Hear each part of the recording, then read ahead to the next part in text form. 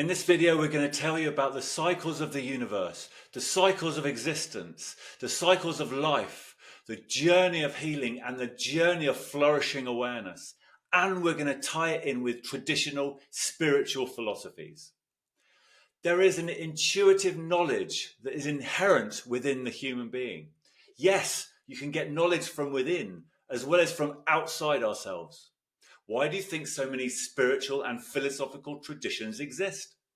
We're not saying that they're all completely accurate, but there are grains of truth that are sprinkled out evenly inside these spiritual philosophies. Some more than others, of course. You do have to be careful with intuition. There are different types of intuition, and there's different ways in which it can become twisted and inaccurate. The universe is born from a unity, which means one. But when the universe is born, the source of the universe creates a separation of energy. It creates two different directions of rotation of energy. This is the most basic idea of duality. Duality means separation into two.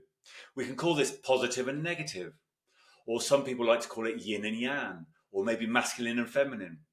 Either way, this energy is created with a separation, and it is responsible for the construction of the whole of the physical universe that you can see around you. Without the duality of form, nothing could exist.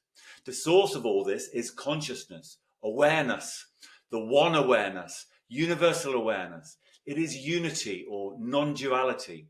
But during the creation of energy or form and the physical universe, the source loses its self-awareness within the evolving universe.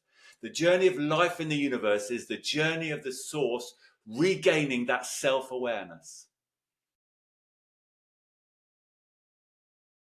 So the source of the universe has lost its self-awareness in the wonderful complexities of energy and form within the physical universe.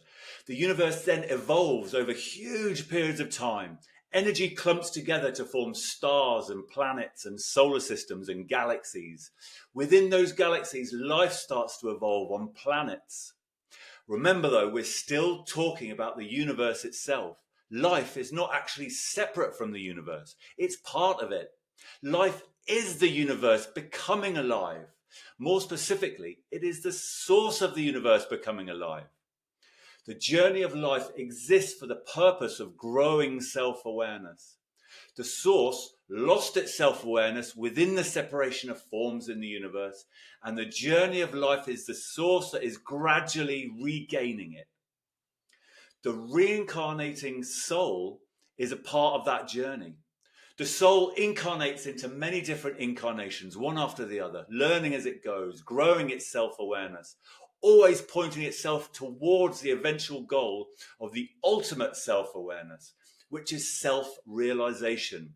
That is when the universe itself finally recognizes itself in that soul, or we might say it recognizes itself in you. The soul goes through a journey.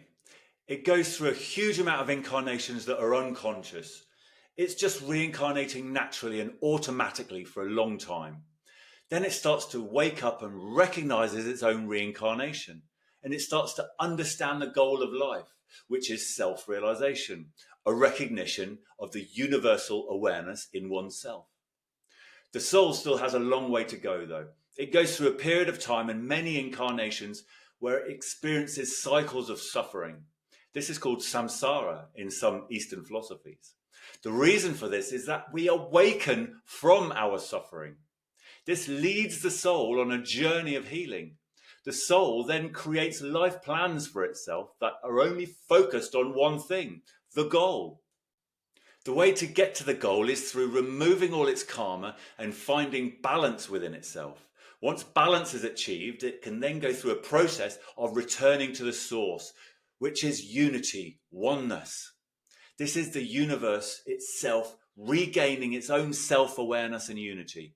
You could say that the universe is healing itself because it created the separation of forms in the first place that leads to suffering, which then leads to awakening, which leads to its self-awareness and back to its ultimate reality of unity and deep peace. The goal of the universe is self-realization and deep peace.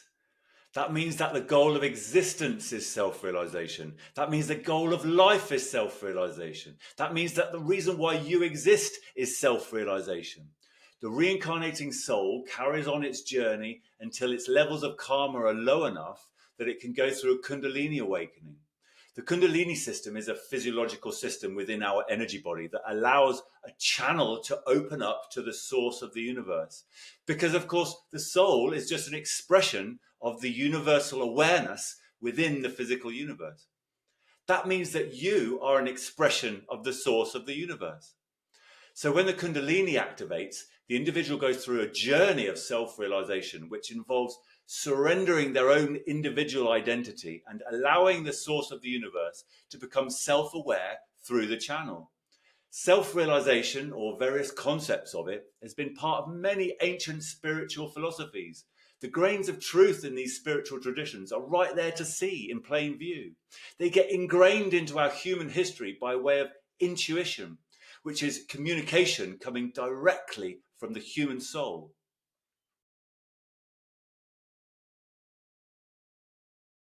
The intuition that comes from within the human being, that gives rise to all of these different spiritual traditions in human history, which have grains of truth within them, is coming from the human soul. And that communication, you could say, in many instances, is communication that's coming from the source of the universe, the universal awareness. But what language is it speaking? You have to be careful because there are different forms of intuition. And sometimes, even if it's coming directly from your soul, it can be twisted or in a metaphorical format. In fact, that's also why you should always be careful when listening to messages that come from astral dimensions through mediums. There's usually a twist in the communication, which means that you can easily misinterpret the message, even if it's spoken clearly. The reason is that the language of the universe is of a metaphorical nature. We call it geometric acacia flow. If you can decode geometric acacia flow, then you are able to listen to the fabric of the universe speaking. It is also the language of the astral dimensions.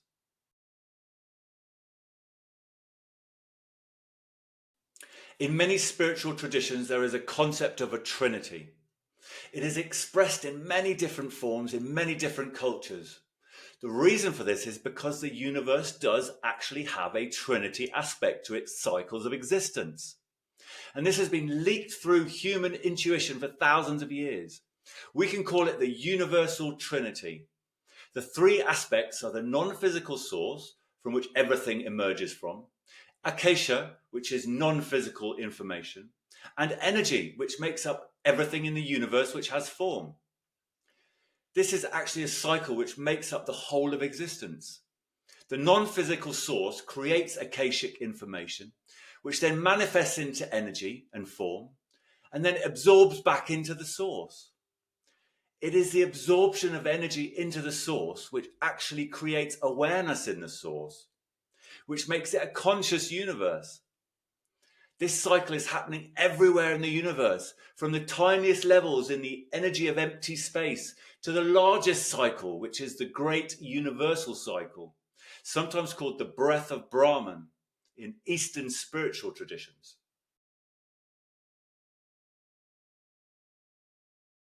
Most spiritual philosophies have a concept of God. This has also been drip-fed through human intuition for thousands of years. Now, not only is there the twisted metaphorical problem of intuition, but as the concept gets handed down generation after generation, it gets more and more distorted and twisted. So many concepts of God that exist today may not be all that accurate. But you can find the truth for yourself. In fact, you should never hear these kind of truths from others. You should never believe what someone else is telling you without conducting your own investigation and deciding for yourself.